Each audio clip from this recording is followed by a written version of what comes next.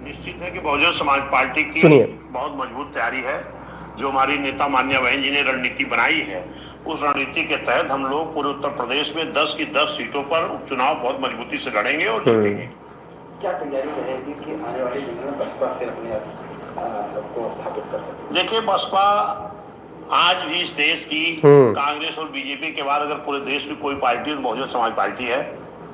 और इस चुनाव ये पूरा 5 मिनट का वीडियो है साथियों, बहुत ध्यान से देखिएगा, सुनिएगा। एनडीए हो चाहे इंडिया हो, इन दोनों की मिली भगत से एक बहुत बड़ी साजिश की गई है। यह एक प्रोपोगंडा फैलाया गया। जिस तरीके से 22 में कहा गया था कि हम पुरानी पेंशन बहाल करेंगे, समाजवादी के लोगों ने प्रोपोगंडा तैयार किया था, जबकि ये कुछ नहीं कर सकते हैं। और इधर 24 में भी इन लोगों ने एक प्रोपोगंडा तैयार किया, इंडिया के लोगों ने, कि हम संविधान बचाएंगे। और इधर जो भारतीय जनता पार्टी के हमारे ही जिले के सांसद रहे हैं, इन्होंने भी एक गलत बयानबाजी करके कि हम 272 आएंगे तो सरकार बनाएंगे और 400 पार करेंगे तो संविधान बदलेंगे। जबकि बाबा साहब का जो संविधान है, उस संविधान को इतना आसानी से बदला नहीं जा सकता है।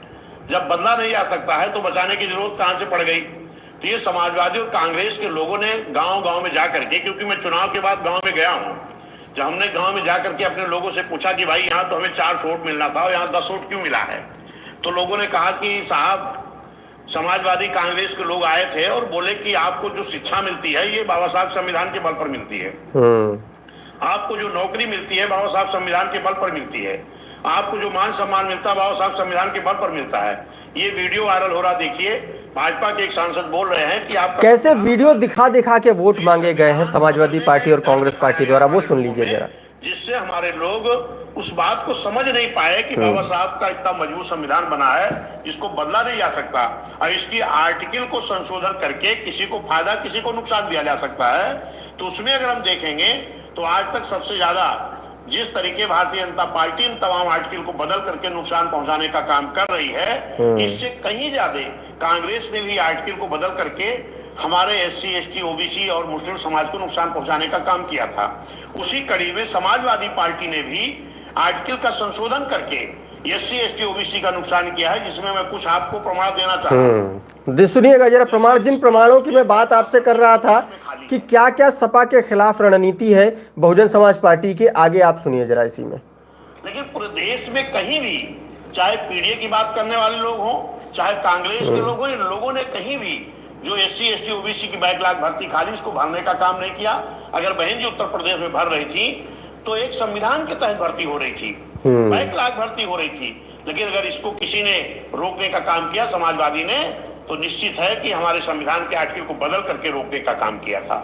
जहां बहन जी ने एससी, एसटी में ठेकेदारी को आरक्षण दिया था, क्योंकि एससी, एसटी के हमारे ठेकेदार नहीं मिलते हैं, तो वहां बहन जी ने आरक्षण दिया था।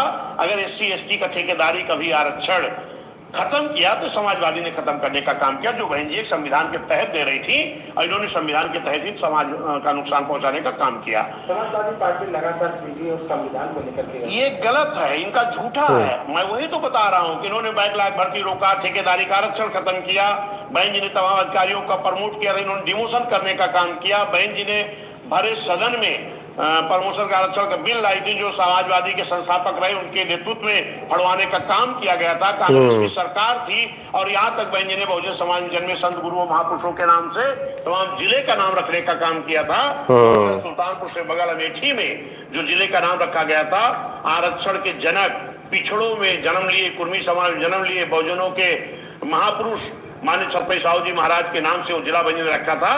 पिछड़े समाज के थे, और जबकि पिछड़े समाज के मुख्यमंत्री होते हुए भी एक पिछड़े समाज के महापुरुष के जनपद के नाम को नहीं हजम कर पाए, बदल दिए, अपमान करने का काम किए। माननीय कांसी राम साहब के नाम से एटा से अलग एक जिला बना था, उसको समाजवादी ने खत्म करके बहुजनों के, माननीय साहब के मानने वाले लोगों को आहत पहुंचाई है। और चाहे doctor B are Ambedkar Nagar रहा, संत रविदास नगर रहा, संत कबीर नगर रहा, भीम नगर रहा, ज्योतिबा फुले नगर था, संत रविदास नगर था, गौतम बुद्ध नगर था, रमाबाई नगर था। ये बहुजन समाज पार्टी ने बहुजन समाज जन्मे संत गुरुओं महापुरुषों के नाम से जिन जिलों को बनाया था प्रदेश का विकास करने के लिए, जो बड़े बड़े जिले थे, छोटा जिला बनाकर उनका विकास करने के लिए अगर उन्होंने जिला बनाया तो अपने महापुरुषों के नाम से रखा था। और इन सब के नामों को बदल करके बहुजनों के महापुरुषों का भी अपमान करने का काम अगर किसी ने किया तो समाजवादी ने करने का काम किया। इस बात को